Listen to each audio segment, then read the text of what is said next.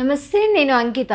ఇప్పుడు చూసుకుంటే కరోనాలోనే ఇంకొక వైరస్ వచ్చి జనాల్ని భయపెడుతుంది. అదే మంకీ ఫాక్స్‌లో ఇంకొక వేరియంట్ అని చెప్పొచ్చు.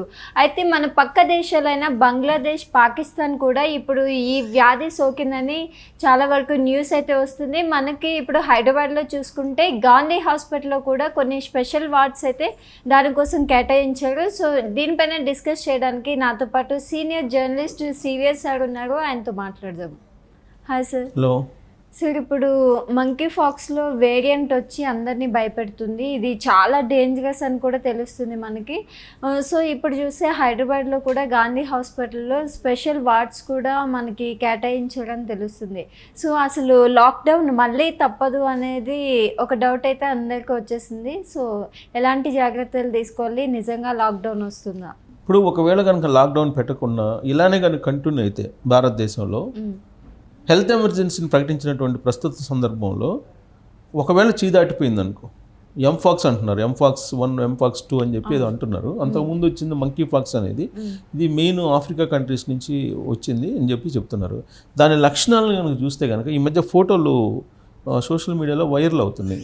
దాన్ని చూస్తే కనుక ఆదిత్య 369 సినిమాలో మొత్తం రేడియేషన్ ఎఫెక్ట్ వస్తే కనుక ఎలా దద్దుర్లు వస్తాయో అలా ఉంది అది. సో చాలా భయంకరంగా ఉంది. ఒకవేళ అది కనుక కరోనా మాదిరిగా కనుక దాటిపోతే, వాస్తవంగా కరోనా కొంతవరకు కంట్రోల్ చేయగలిగారు. కానీ ఇప్పుడు వచ్చినటువంటి ఇది కనుక కంట్రోల్ చేయలేకపోతే టోటల్గా మానవాళికి చాలా ప్రమాదం పొంచి ఉందని చెప్పి చెప్పచ్చు. ఇప్పటికే వరల్డ్ వైడ్ దాదాపుగా 80 కంట్రీస్లో హెల్త్ ఎమర్జెన్సీని ప్రకటించారు. వరల్డ్ హెల్త్ ఆర్గనైజేషన్ కూడా ప్రపంచవ్యాప్తంగా ఎమర్జెన్సీని ప్రకటించారు. భారతదేశం కూడా రెస్పాండ్ అయింది. ఎందుకు రెస్పాండ్ అయిందంటే పక్కనే ఉన్నటువంటి పాకిస్తాను, బంగ్లాదేశ్కి వచ్చేసింది అది. ఇప్పుడు ఆల్రెడీ అక్కడ సఫర్ అవుతున్నారు. అక్కడి నుంచి కనుక ఇండియాకి కనుక స్ప్రెడ్ అయితే అప్పుడు కంట్రోల్ చేయలేనటువంటి సిచ్యువేషన్లో ఉంటుంది అనే ఉద్దేశంతో భారత ప్రభుత్వం ఆయా రాష్ట్రాలకి ఆదేశాలను జారీ చేసింది. మీరు జాగ్రత్త తీసుకోండి అని అన్ని రాష్ట్రాలకి కొన్ని మార్గదర్శకాలను కూడా ఇచ్చింది. సేమ్ కరోనా అప్పుడు ఏ విధంగా అయితే భారత ప్రభుత్వం రెస్పాండ్ అయిందో అదే తరహాలో ఇప్పుడు రాష్ట్రాలని అప్రమత్తం చేసింది. ప్రధానంగా ఈ డిసీజు ఎక్కడ స్ప్రెడ్ అవుతుందంటే రద్దీగా ఉండేటువంటి ప్రాంతాలు. అందుకే ఇప్పుడు మనం చూసుకుంటే కనుక బాంబే, హైదరాబాదు, కోల్కతా, ఢిల్లీ ఇలాంటి మెట్రో సిటీస్లో ఎక్కువ పాపులేషన్ ఉంటుంది. ప్లస్ ఈ కంటామినేషన్ ఫుడ్, కంటామినేషన్ వాటరు ఈ తాగినందువల్ల కూడా వస్తుందని చెప్పి అంటున్నారు. అంటే ప్రధానంగా ఇచ్చింగ్, అంటే దురదతో కూడినటువంటి చిన్న చిన్న ఇవి రావటం అనేది, బబుల్స్ లాంటి రావటం అనేది దాని యొక్క లక్షణం అని చెప్తూ ఉన్నారు. సో ఇప్పుడు మెట్రో సిటీస్ని అలర్ట్ చేశారు. ఆ మెట్రో సిటీస్ అలర్ట్ చేసినటువంటి దాంట్లో భాగంగా భారత ప్రభుత్వం ఇచ్చినటువంటి గైడ్లైన్స్ మేరకు తెలంగాణ ప్రభుత్వం ముందు అప్రమత్తమైంది. ప్రత్యేకించి హైదరాబాద్లో గాంధీ ఆసుపత్రిలో ప్రత్యేకమైనటువంటి ఒక వార్డుని దీనికోసం కేటాయించారు. సో ఇప్పుడు ఇంకా ఐడెంటిఫై అయితే కాలేదు. ల్యాబొరేటరీస్ని కూడా కొన్నిటిని ఎంపిక చేశారు. ఆ ల్యాబొరేటరీస్లో ఈ టెస్టులు చేయడానికి, ఎవరికైనా ఈ సింటమ్స్ కనుక ఉంటే కనుక టెస్టులు చేయడానికి ప్రత్యేకమైనటువంటి ల్యాబ్స్ని కూడా పెట్టారు. ఒక ప్రత్యేకమైనటువంటి వార్డును కూడా గాంధీ హాస్పిటల్లో తయారు చేశారు. సేమ్ కరోనా టైంలో ఇలాంటి ఏర్పాట్లే చేశారు. ఆ రోజు కూడా కరోనా స్ప్రెడ్ అయినటువంటి సమయంలో మొత్తం అక్కడ గాంధీ ఆసుపత్రిని మొత్తం కరోనా హాస్పిటల్ కింద మార్చేశారు, మనం గుర్తు చేసుకుంటే కనుక. సో ప్రైవేట్ హాస్పిటల్స్లో కూడా అప్పట్లో తొలి రోజుల్లో అందరూ చేతులు ఎత్తేసారు. గాంధీ ఆసుపత్రిలో మాత్రం అప్పుడు ట్రీట్మెంట్ చేశారు. డాక్టర్స్ని కూడా అది స్ప్రెడ్ అవుతుందని చెప్పేసి ఇళ్ళకి, అపార్ట్మెంట్లకు రాకుండా అపార్ట్మెంట్లో వాళ్ళు చాలామంది అడ్డుకున్నటువంటి పరిస్థితిని కూడా మనం చూసాం అప్పుడు. సేమ్ ఇప్పుడు అలానే ఇది కూడా మంకీ ఫాక్స్ అనేది, ఇది సపరేట్ వేరియంట్.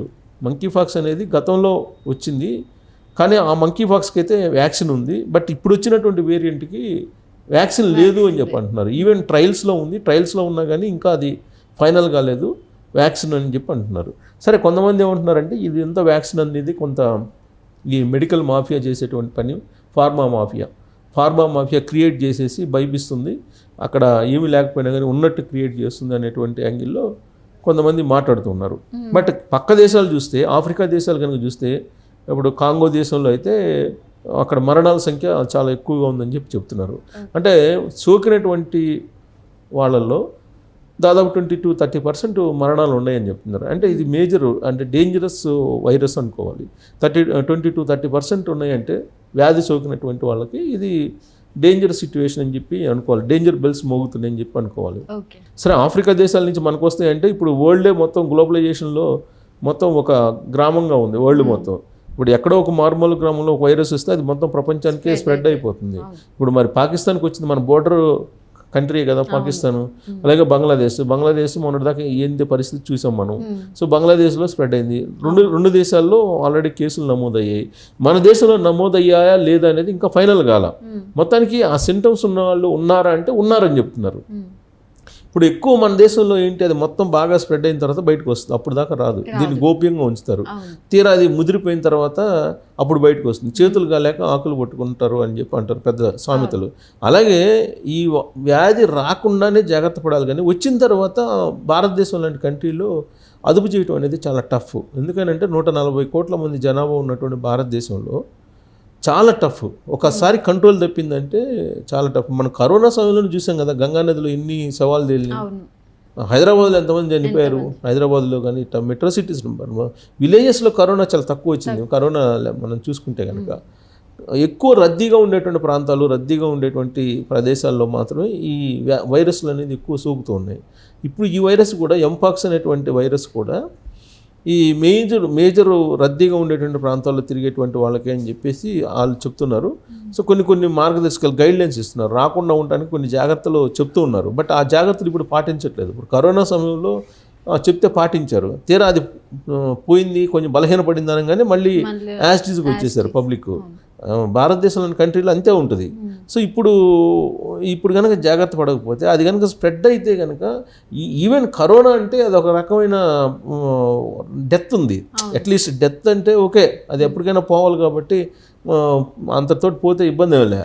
కానీ ఇది అట్ట కాదు. ఇదేంటి, శరీరం మొత్తం దద్దుర్లు వచ్చేసి మొత్తం హింస పెట్టేటువంటి డిసీజ్ ఇది ఎంపాక్స్ అనేది. కరోనా అయితే ఒకసారి సోకిందంటే చనిపోవడం బతకడం ఏదో తేలిపోతుంది. అది వారం 10 రోజుల్లో అటో ఇటో తేలిపోతుంది. కానీ ఇది అలా కాదు. ఇది ఒక దీర్ఘకాలికమైనటువంటి వ్యాధిలాగా కనిపిస్తుంది ఎంపాక్స్ అనేది. దానికి ఈ మొత్తం దద్దులు రావటం, అది చూడటానికి కూడా అసహ్యంగా ఉంటుంది. ప్లస్ ఇంకోటి ఏంటంటే ఇచ్చింగ్ అనేది చాలా ప్రమాదకరమైంది అనేది డెర్మటాలజిస్టులు చెప్తుంటారు. సో అది వన్స్ వచ్చిందంటే అటు ప్రాణం తీసుకోలేరు, ఇటు ఈ బాధపడలేరు. అన్ని రకాల లైక్ సోరియాసిస్ వేరు, ఈ దద్దుర్లు వేరు. సోరియాసిస్కి దద్దుర్లకి ఇప్పుడు వచ్చేటువంటి ఎంపాక్స్ దానికి సంబంధం లేదు. సోరియాసిస్ కూడా చూడడానికి కొంచెం సిమిలర్ అట్లా కొంచెం దద్దుర్లు అంటే ఇవేమో బబుల్స్ లాగా వస్తున్నాయి కదా, వాటర్ బబుల్స్ లాగా వస్తున్నాయి. చికెన్ ఫాక్స్ లాగా వస్తున్నాయి. సరే, ఇది మంకీ ఫాక్స్ అంటున్నారు. ఇది ఆఫ్రికా దేశాల్లో బయలుదేరినటువంటిది. ఇప్పుడు మరణం మృదంగం మోగిస్తూ ఇప్పుడు పాకిస్తాన్, బంగ్లాదేశ్ వరకు వచ్చింది. హైదరాబాద్లో అప్రమత్తం చేశారు. అన్ని రాష్ట్రాల్లో, భారతదేశంలో అన్ని రాష్ట్రాల్లో అప్రమత్తం ప్రకటించారు. హెల్త్ ఎమర్జెన్సీని కంటిన్యూ చేయండి. హెల్త్ ఎమర్జెన్సీ అప్పుడు ఏ విధంగా అయితే మార్గదర్శకాలు ఉన్నాయో వాటిని ఇంప్లిమెంట్ చేయాలని చెప్పి సెంట్రల్ గవర్నమెంట్ అయితే ఆదేశాలు జారీ చేసింది అన్ని రాష్ట్రాలకు కూడా. దాంట్లో భాగంగా తెలంగాణ ప్రభుత్వం కూడా అప్రమత్తం అయింది.